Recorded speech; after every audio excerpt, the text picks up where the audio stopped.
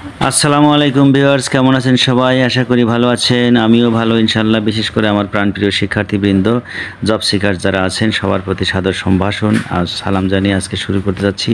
দেখতেই পাচ্ছেন কমপ্লেক্স এবং কম্পাউন্ড সেন্টেন্সের ভয়েস চেঞ্জ।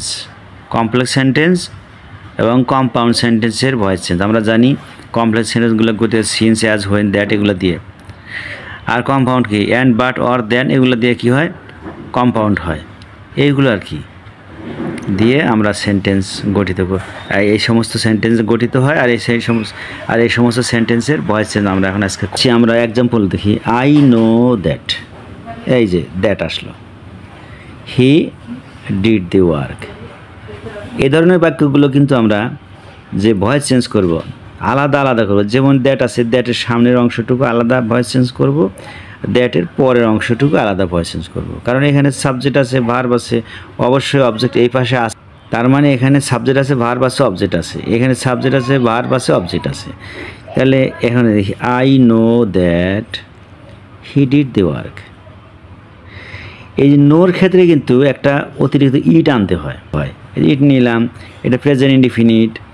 তা প্রেজেন্ট ইনডিফিনিট বিদায় কি? থার্ড পারসন সিঙ্গুলার নাম্বার, কাজে কি? ইজ। তারপর কি? নোর পাস্ট পার্টিসিপল কি? নন। এখন এই অবজেক্ট নোর সাথে অবশ্যই টু বসে, বাই না দিয়ে কী করতে হবে? টু দিলাম, এই যে অবজেক্ট আনলাম known to me.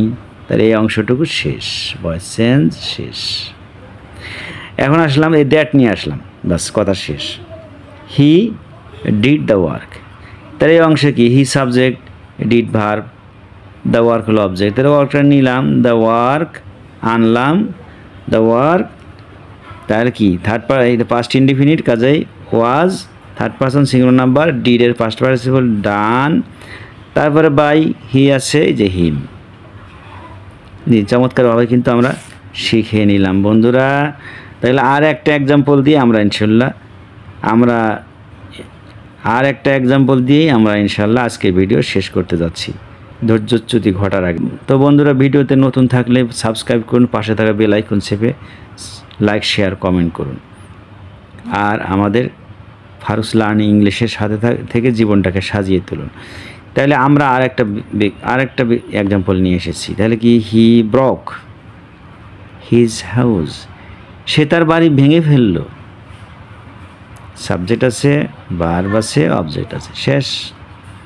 And made, and তার মানে হি আছে এখানে কিন্তু। তাহলে হি বারবার নাউন প্রোনাউনের ব্যবহার বারবার দিলে বাক্যের মাধুর্যতা বা প্রাঞ্জলতা নষ্ট হয়, বিদায় এখানে হি দেওয়া হয় না আসলে। And he made a new one. তিনি আবার নতুন করে একটা তৈরি করলেন।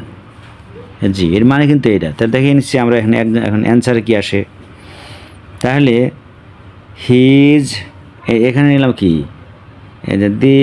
হি ব্রক হিজ হাউস। তাহলে হিজ হাউসটা আগে নেওয়া লাগবে। এখানে কী নিলাম? His house. তাহলে এটা কি আছে? Broke past indefinite. তাহলে আমরা কী নেব? Past indefinite. তাহলে হিজ হাউস পাস্ট ইনডিফিনিট, বিদায় কি? ওয়াজ নিলাম। ওয়াজের পরে তাহলে কি? ব্রোক আছে, ব্রোকের পাস্ট পার্টিসিপল কি? ব্রোকেন। এই যে ব্রোকেন নিলাম, ব্রোকেন। এখন বাই হিম আমরা দিতে পারি, by him, broken by him না দিলেও সমস্যা নাই, কারণ একই বাক্যের কর্তা একই, যে একজন, কাজে আমরা বাই হিমটা পরে নিয়ে আসি, দেখি অ্যান্ড নিয়ে আসে এখন। তাহলে এই অংশটুকু কিন্তু আমাদের ক্লিয়ার হয়ে গেল। ব্রকেন অ্যান্ড নিয়ে আসলাম, ওই অংশের এখন এই বাক্য অ্যান্ড নিয়ে আসলাম। Made a new one. তারপর কি? তাহলে এই যে হি মেড, কিন্তু এই হিটাই এখানে উজ্জ্ব আছে। তাহলে এ নিউ ওয়ানটা এবার নিয়ে আসি। And a new one past indefinite, বিদায় ওয়াজ দিলাম, ওয়াজ। এখন এই যে মেড আছে, মেডের পাস্ট পার্টিসিপল মেড। এখন এই বাই হিম এখানকারটা আর এখানকারটা সব মিলে একখানে দিয়ে দিলাম, বাই হিম। তো বন্ধুরা কি বুঝতে পেরেছেন? আমি আবার বলছি, যেমন হিজ, এই যে যদি না বুঝে আসে যে হিজ, তাহলে হি ব্রোক হিজ হাউস। তাহলে হিজ হাউস নিয়ে আসলাম, his house was broken. By him কিন্তু দেওয়া যেত, আপনি দিলে দিতে পারেন, না হলে না, যেহেতু সাবজেক্ট একটাই, একজন, কাজে অ্যান্ড নিয়ে আসলাম। নিয়ে এসে এই যে এ নিউ ওয়ানটাকে নিয়ে আসলাম, a new one past indefinite বিদায় ওয়াজ দিলাম, মেড আছে মেড।